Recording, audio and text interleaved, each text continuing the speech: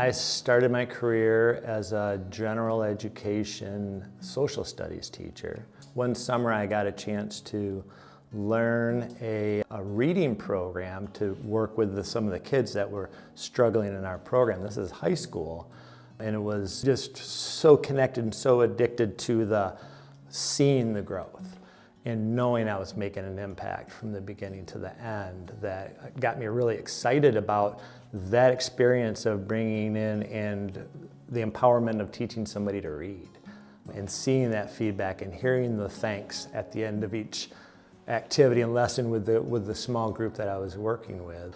I was always kind of really more attracted to the kids in the back row as far as like what's their thinking, how are they processing what's going on around us in the world. We're there for supporting instructional consultation.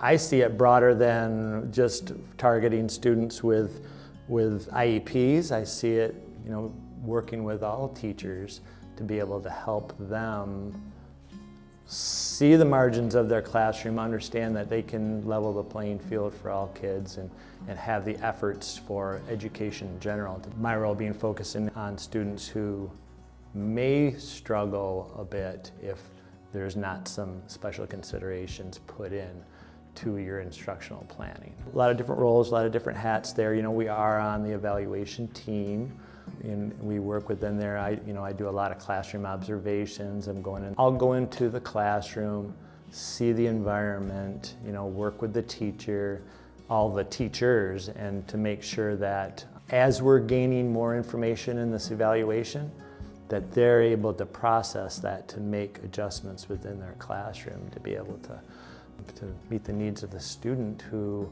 we're going to have a lot of information coming out of this evaluation. Let's make it apply to the classroom. They're large documents that are oftentimes produced in an evaluation. Let's make this document come alive and to really have some changes within that classroom. You see a difference in that specific student being able to